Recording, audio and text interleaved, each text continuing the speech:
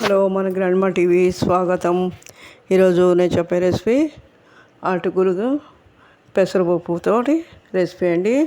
చాలా సింపుల్గా ఈజీగా అయిపోయేది. జాబ్ హోల్డర్స్కి, కొత్తగా నేర్చుకునే వాళ్ళకి చాలా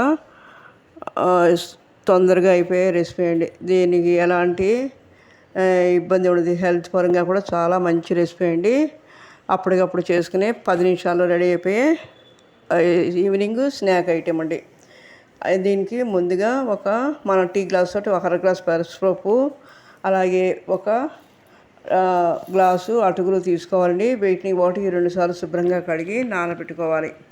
నానబెట్టుకుని దానికి నేను 1/2 గ్లాసే తీసుకున్నాను కాబట్టి దానికి ఉల్లిపాయ సగము, మీడియం సైజు ఉల్లిపాయ సగమే తీసుకున్నాండి. కావాలంటే ఎక్కువ వేసుకోవచ్చు. సగం ఉల్లిపాయ తీసుకున్నాను. అలాగే లేత పచ్చిమిరకాయలు 3 తీసుకున్నాను. కరివేపాకు, 1 రెబ్బ కరివేపాకు, అలాగే చిన్నది అల్లం తురుమండి తీసుకున్నాను.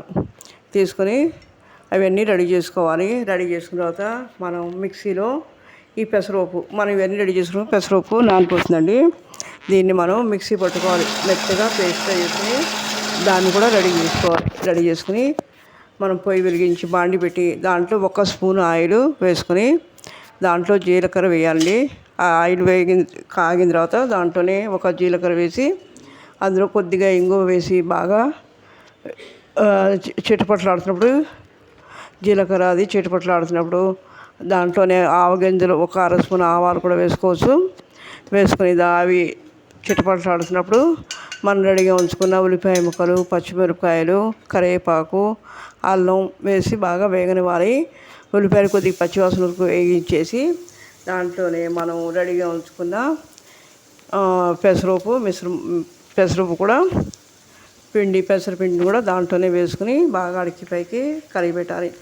కరిగిపెట్టి మనం దాంట్లోనే రుచికి సరిపడ ఉప్పు, కారం, అలాగే జీరా పొడి, ధనియా పొడి కూడా వేసుకోవాలి. మీకు కావాలంటే గరం మసాలా కూడా వేసుకోవచ్చు. నేను గరం మసాలా వేయలేదు, ఎందుకంటే మా ఇంట్లో చిన్నపిల్లలని కారం ఇంకా తినలేరు అని చెప్పి నేను వేయలేదు. కావాలంటే మీరు వేసుకోవచ్చు.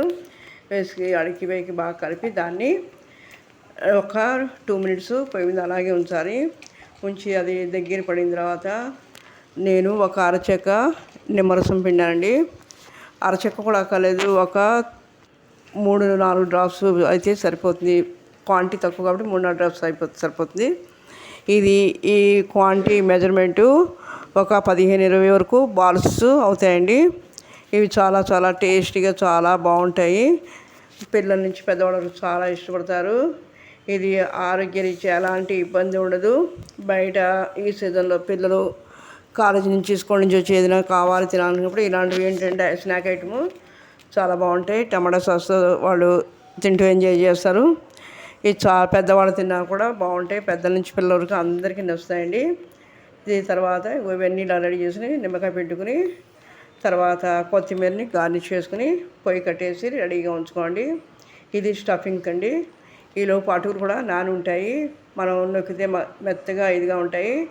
వాటిని బాగా ఒక్కసారి అడికి పైకి కలుపుకొని ఆ అటుకుల మిశ్రమాన్ని కూడా రెడీగా ఉంచుకోవాలి. తర్వాత చేతికి తడి చేసుకుని చిన్న చిన్న పూరీల చేతిలో ఒత్తుకుని దాంట్లో రెడీగా ఉంచుకుని ఈ స్టఫింగ్ని మధ్యలో పెట్టి మొత్తం మూసి బాల్స్లో రెడీ చేసుకోవాలి.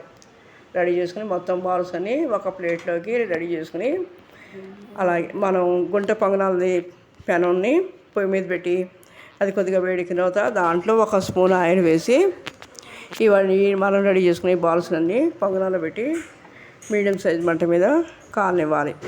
ఈ చక్కగా ఒకవైపు కాలిన తర్వాత రెండో వైపు తిప్పుకుంటూ చక్కగా కాల్చి వాటిని ప్లేట్లో తీసుకుని సర్వ్ చేసుకోండి. ఇది చాలా సింపుల్గా ఈజీగా అయిపోయే రెసిపీ అండి. బయట మనం ఈ వాతావరణంలో ఏదైనా తినాలని బయట కొనే వాటికంటే, ఎందుకంటే బయట ఈ వాతావరణానికి కొనే పిల్లలకి తిన్నా కూడా ఏవైనా అనారోగ్యాలు రావచ్చు. ఇలా ఇంట్లో అప్పటికప్పుడు చేసి పెట్టి ఇది కాబట్టి హెల్తీ ఇదండి, ఎలాంటి ఇబ్బంది ఉండదు. మీరు కూడా ఒకసారి ట్రై చేయండి. ఎలా ఉందనేది లైక్ చేయండి, షేర్ చేయండి, సబ్స్క్రైబ్ చేయండి. వ్యూస్ చూస్తున్నారు కానీ సబ్స్క్రైబ్ చేయడం మర్చిపోతున్నారు. తప్పకుండా సబ్స్క్రైబ్ చేసి నాకు కామెంట్ చేయండి. మీరు చేసే కామెంట్ వల్ల నేను ఇంకా మరిన్ని మంచి వీడియోలు పెట్టడానికి అవకాశం ఇచ్చిన వాళ్ళు అవుతున్నారు. అలాగే ఈ వీడియోని మీ ఫ్రెండ్స్కి, మీ రిలేటివ్స్ కూడా షేర్ చేసి లైక్ చేయమని చెప్పండి. Okay, thank you.